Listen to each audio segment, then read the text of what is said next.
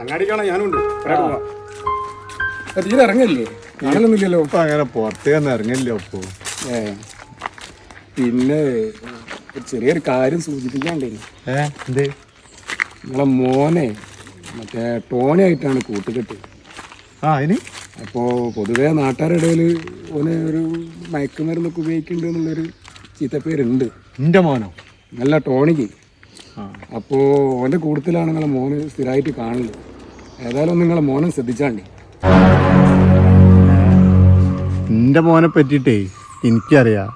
അതിന് നാട്ടുകാർക്ക് വലിയ ചൂടുണ്ടാവേണ്ട കാര്യമില്ല. മോപ്പോൻ്റെ പഠിത്തമൊക്കെ കഴിഞ്ഞിട്ടിപ്പം വിദേശത്ത് ഒരു ജോലിക്ക് പോകാൻ വേണ്ടി നിൽക്കുന്ന സമയമാണ്. ആ സമയത്ത് അപ്പോൾ ഈ ഇല്ലാത്ത ഇങ്ങനെ പറഞ്ഞെടുക്കരുത്തിട്ടോ കുട്ടികളെ പറ്റിയിട്ട്. ഞാൻ ഓനെ അങ്ങനെ വളർത്തി ഞാൻ അങ്ങനെ പറഞ്ഞതല്ല മുരളിയേട്ടാ. നമ്മളെ നാട്ടിൽ കളിച്ച് വളർന്ന ചെക്കന്മാരല്ലേ, എന്തെങ്കിലും കൂട്ടുകെട്ടി കുടുങ്ങി പോകേണ്ട വിചാരിച്ചിട്ട് നാട്ടുകാരൊക്കെ പറഞ്ഞത് കേട്ടപ്പോൾ ഞാൻ അടുത്തൊന്ന് പറഞ്ഞേ ഉള്ളൂ. ഈ പറഞ്ഞേ മനസ്സിലായി.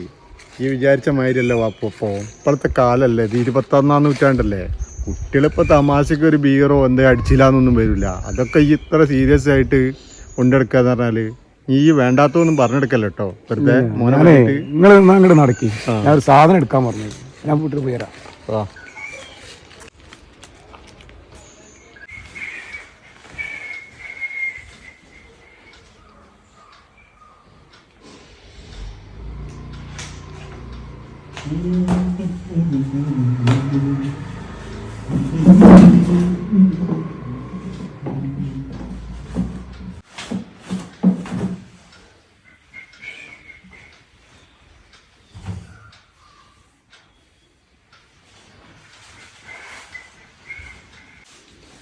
അച്ഛാ, എനിക്കൊരു 16 രൂപ നിങ്ങൾ.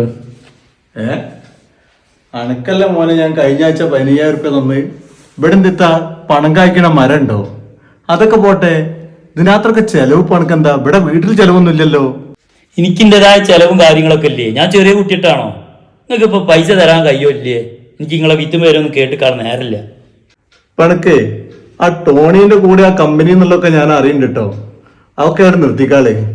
ഇനി അനക്ക് പൈസ തരണോ തരണ്ടോ എന്നൊക്കെ ഞാനൊന്ന് ആലോചിക്കട്ടെ. ഇപ്പൊ ഏതായാലും തൽക്കാലം എൻ്റെ അടുത്ത് 5 തരമില്ല. പോയിട്ട് വേറെ തിരക്കൊന്നും ഇല്ലല്ലോ, ധൃതിയുള്ള പണിക്കൊന്നുമല്ലല്ലോ പോണേ. ഒരേലും അവിടെ അടങ്ങിയിരിക്കാൻ നോക്ക്. അവിടെ ഇരുന്നോ. നിങ്ങളൊക്കെ അറിഞ്ഞു കുത്തിരിക്കാല്ലേ? നിങ്ങൾക്ക് പൈസ തരാൻ കഴിയില്ലല്ലേ?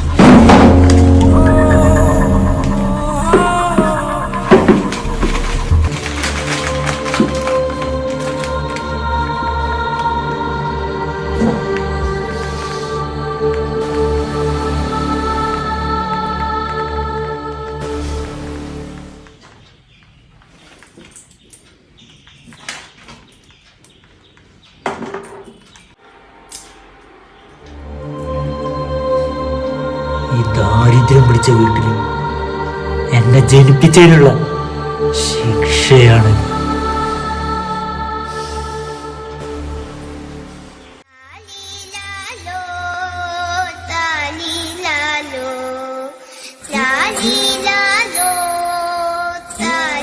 La